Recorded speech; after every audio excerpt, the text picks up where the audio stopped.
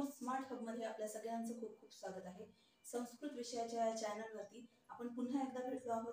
आजही आपण संस्कृतच्या ग्रामर विषयीचा काही महत्त्वाचा भाग पाहणार आहोत। तो म्हणजे असा की संस्कृत मध्ये असा प्रश्न विचारला जातो की योग्य स्तंभेषु शब्दान लिखत। योग्य स्तंभांमध्ये, स्तंभ म्हणजे कॉलम, स्तंभ म्हणजे तुम्हाला दिलेल्या कॉलम मध्ये ते शब्द योग्य त्या पद्धतीने लिहा। म्हणजेच काय तर आपल्याला लिंगावाईज ते शब्द आपल्याला ओळखायचे आहे आणि त्यानुसार त्या कॉलम मध्ये आपल्याला ते शब्द टाकायचे आहे। आपण सुरुवातीलाच संस्कृत शिकत असताना, संस्कृतचा पाया शिकत असताना आपल्याला काही नाम सर्वनाम सांगितले जातात। या नामाच्या टेबल मध्ये आपण देव हा अकारांत पुल्लिंगी शब्द याआधी पाहिलेला आहे। देव हा अकारांत शब्द आपल्याला उदाहरणादाखल दिला जातो। स्त्रीलिंगी शब्द माला हा आपण पाहतो। त्याचबरोबर नपुंसकलिंगी शब्द म्हणजे वनम हा शब्द आपण पाठ केलेला असतो। उदाहरणादाखल त्यांनी हे शब्द दिलेले असतात। देव, लास्टला अ हा साऊंड येतो म्हणून आपण त्याला म्हणतो अकारांत शब्द, म्हणजे एंडिंग इन अ, ज्याचा शेवटचा साऊंड जो आहे तो अकार आहे।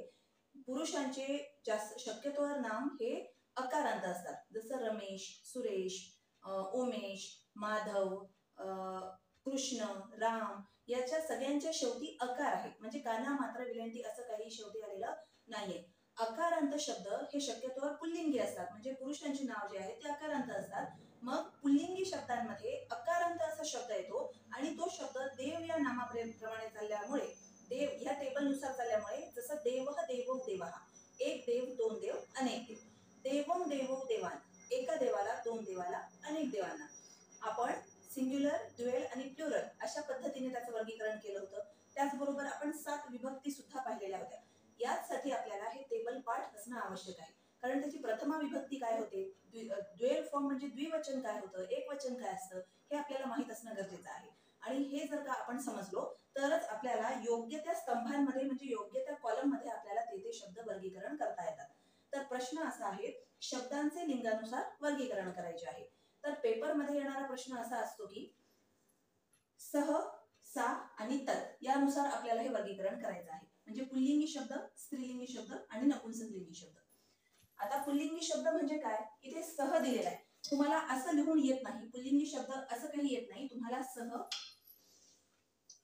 तुम्हाला प्रश्न विचारताना सरळ सरळ कॉलम दिलेले असतात आणि कॉलमच्या वर लिहिलेलं असतं सह, सा आणि तत्। सह म्हणजे तो, सा म्हणजे ती आणि तत् म्हणजे ते। याचाच अर्थ काय तर पुल्लिंगी, स्त्रीलिंगी आणि नपुंसकलिंगी अशा पद्धतीने आपल्याला वर्गीकरण करायचं आहे। तर आता या ठिकाणी मी तुम्हाला सरळ सरळ शब्द त्या कॉलम मध्ये भरून दिलेले आहेत, ते शब्दांचा अर्थ आपण पाहणार आहोत। हस्तः, हस्त म्हणजे हात, तो हात आपण म्हणतो हस्तः आणि याच्या शेवटी विसर्ग लावलेला आहे। देव या अकारांत शब्दाचं पुल्लिंगी नामाचं एक वचन आहे देवः। हस्तः म्हणजे एक वचनामध्ये आपण सुरुवातीला विसर्ग लावत असतो, म्हणून विसर्ग लागला आहे त्यामुळे सुद्धा, आणि अकारांत पुल्लिंगी शब्द आहे म्हणून सुद्धा हस्तः हा शब्द पुल्लिंगी नामामध्ये येतो। सह या कॉलम मध्ये आपल्याला हा शब्द टाकायचा आहे। हस्त, तो हात, आपण ते हात नाही म्हणत, दोन हात असतील तर मग त्याचा हस्तौ होईल, आणि हस्ताः, अनेक हात असतील तर हस्ताः असं। हस्तः, हस्तौ, हस्ताः, हस्त हा शब्द अकारांत पुल्लिंगी नामाप्रमाणे चालला आहे, त्यामुळे तो पुल्लिंगी कॉलम मध्ये येणार आहे। वृक्षः, तो वृक्ष, आपण म्हणतो तो वृक्ष दिसतो आहे, तो तिथे वृक्ष आहे, म्हणून वृक्ष हा शब्द सुद्धा पुल्लिंगी चालणार आहे।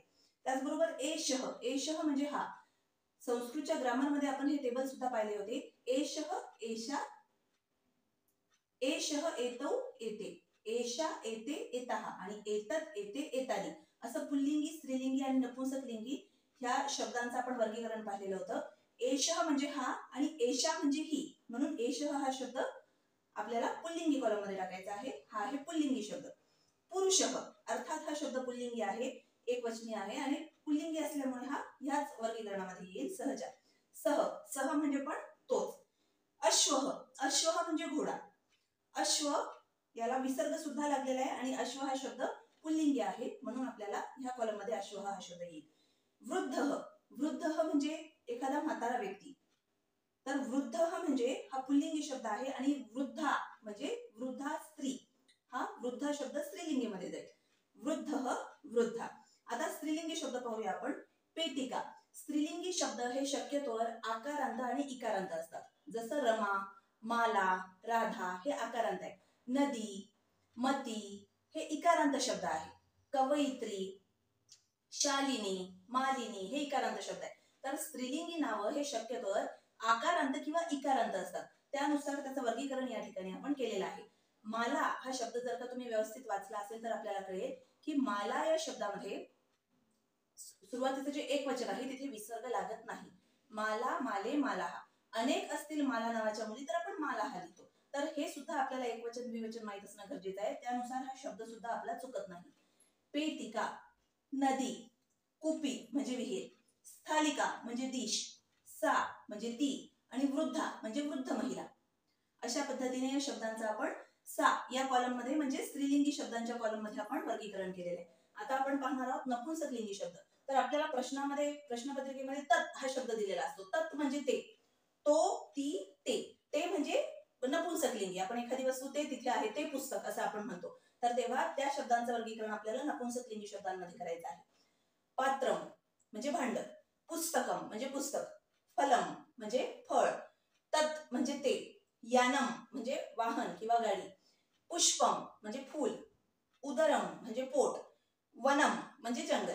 तर अशा पद्धतीने या शब्दांचा आपल्याला स्त्रीलिंगी, पुल्लिंगी आणि नपुंसकलिंगी अशा 3 भागांमध्ये वर्गीकरण करायचं आहे.